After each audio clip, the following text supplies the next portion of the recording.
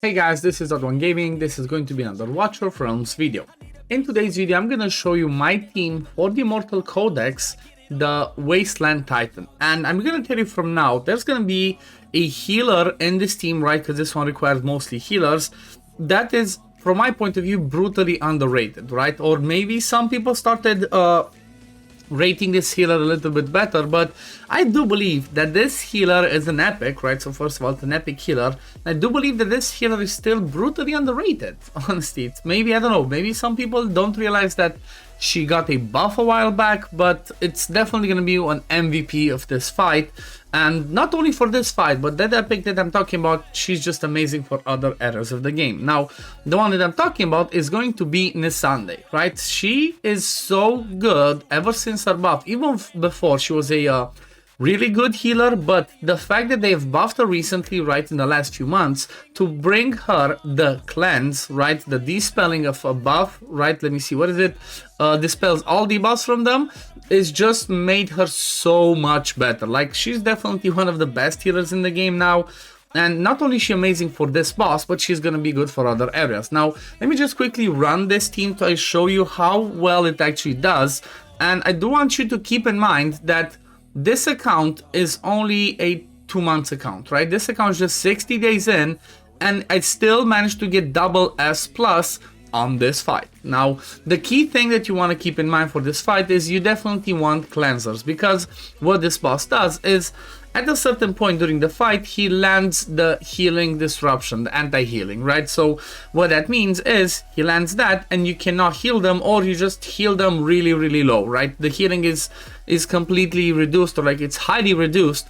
And having somebody like in Nisande in there that has a pretty good range and also has that cleanse when she does her ultimate makes it so much better. Now, the quirky thing about this one is there's not too many anti-healing cleansers in the game, so it can be a little bit difficult. However, we do have 2 epics in the game that hopefully everybody has that can fulfill that role.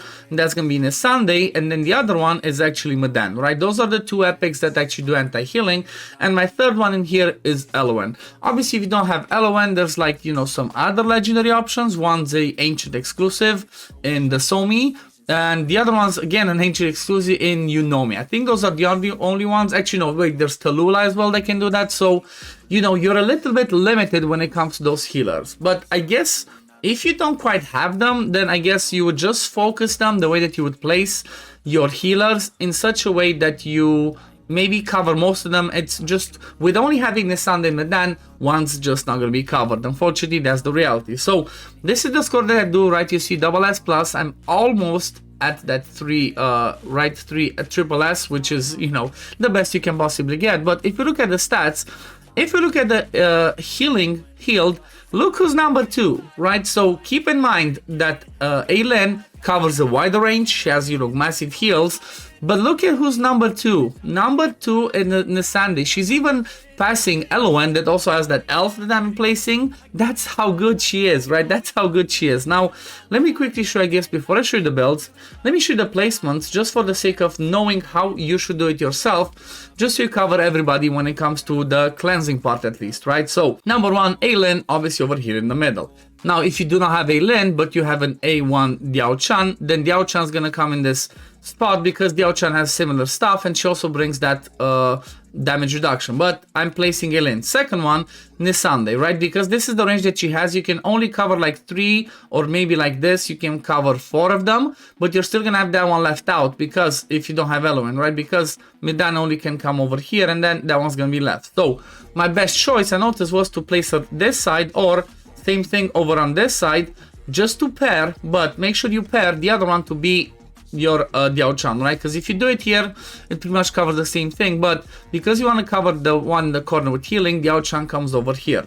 Then, next one, I'm going to go with Medan, right? Medan covers these 3, and that means that this one, right, the middle one's left without a cleanse on herself. That's why I put Aylin over here, or you can go over here. But I think this is the better spot because obviously these 2 are squishier as they're attack-based healers. So I pretty much focus my HP-based healers with Vortex at the end on the left side, right? HP-based healers should be a little bit better because, you know, they survive better on their own. So those two should keep themselves alive. Plus, obviously, Alan covers all of the healers. So this is pretty much the way that I have it. Just make sure you don't swap forms with Diao Chan, because obviously she only heals in this form. I'm not sure if the invigoration, maybe somebody knows. Let me try and pop it and see. I'm not sure if the invigoration actually changes the damage. Maybe that's something I should test more. I might be testing that more, and if I see that that invigoration actually helps to that inspiration helps to give them damage, then I might just do it that way, and I'm gonna come with another video on that result and saying like, okay, you must do this. But this is the placements that you want to see for your people. Now again, if you don't have somebody like an Elowen, but you have Dasomi, or you have Tallulah, or you have what's the last one, Eunomia, just make sure you place them in a position where you have everybody of the Ionas covered with those cleansing. Now let's have a look at the builds that I have. So I'm just gonna start from the top. So we have Elowen fully skilled up. She's running an invigoration plus immortal warrior. You don't really need invigoration, right?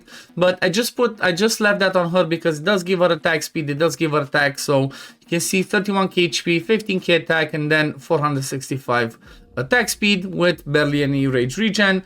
The artifact she's using is Tia's Balm. Obviously, I'm not gonna have perfect artifacts. It's just whatever mythic artifacts I have that has some good stats, because it gives you lots of HP as a mythic one. That's what I'm gonna use.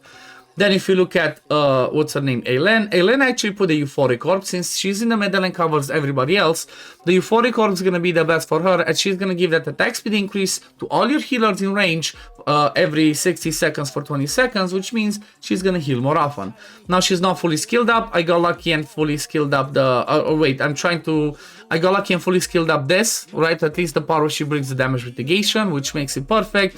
Everything else, I'm not sure I really care. I might skill it up eventually, but this is the one that you care about. Getting that damage mitigation on so you survive more is really important.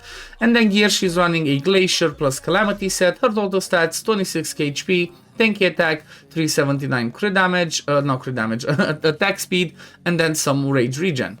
Next one, Diao Chan, again, another invigoration plus Calamity. Now, maybe the invigoration, again, is not the best since it's flat attack, attack bonus, and then more attack bonus. I could maybe go in a Glacier, focus more on the attack and HP, give her a bit more attack speed, because, as opposed to the way that, what's her name, Dolores works, where you cannot boost her attack, she can actually attack faster, right? So her attack speed, if you look at her total stats, you see 27,000 HP, 12k attack. I have 0 attack speed extra, just base one, but you can see she has 6-second interval. So I think that maybe that's what I need to try and test more to see if I can get triple S by the end of it.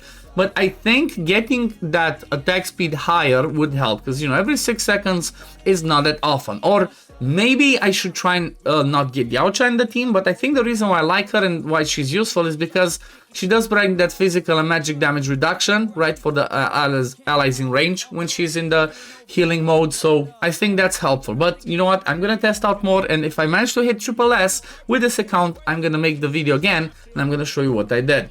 And she is a Awakened 1. Now, Nisande, the MVP from my point of view, even though she's not Awakened 5, I think that's definitely the next thing I'm going to try and get her, because she's so good. She's fully skilled up. She's running, you can see, mishmash pieces. She doesn't even have a specific set on the right side. I do have the Light's Grace on the left side that gives her healing effect and some rage regen, but nothing on the right side, and she still did amazing. 25k HP, almost 15k attack, and then 426 attack speed. You want her to attack as often as possible because she has a bouncing healing, right? When you pop her ultimate, the healing bounces up to 4 times. That's amazing. She also brings the attack speed increase, which can be really helpful, so definitely a good choice. And then I just gave her the Golden Scarab. Madan, Elysian Epitaph, fully skilled up. She's running the Asclepius plus Whirlwind. Again, you want her to heal as often as possible. 34k HP, 444 attack speed, and then again a little bit of rage regen. And then Vortex, Awakened 1, again Asclepius plus Whirlwind, same principle as Madan, 35k HP, 515 attack speed, and then some rage regen. He's not fully skilled up, I just need to give him one more skill over here. And then Artifact, another Tia's Balm, because again, I just use whichever ones at the most level that made some sense for this team and, keep them alive. Because that's one of the things. You want to keep them alive, so you do want to have some HP on most of your people so they don't die faster, because, for example, for me, you saw that my Diao-chan and my Nassan, they died faster on that right side because their HP is lower, 25k and then like 27k. But yeah, I think that pretty much covers the team. Again, I'm going to be testing out some more. The next thing I'm going to try is I'm going to try and drop her and bring in somebody like a Hollow in there, or maybe even if I 6-star my Lily, I can try to get Lily in the team, but I don't know, maybe Hollow's gonna do better. But again, Hollow's pretty squishy herself, right? Her base HP is not the best, plus you know, you want attack speed, all of the stats, but I might try it, right? I might try and see what I do, because I might do it more, right? But anyway, we're gonna leave it at this for today, guys. Thank you for watching. As always, if you do enjoy my content, don't forget to like the video, subscribe to the channel to see when I upload next. I'm gonna see you on the next one. Peace, love, take care, everyone. Bye, guys.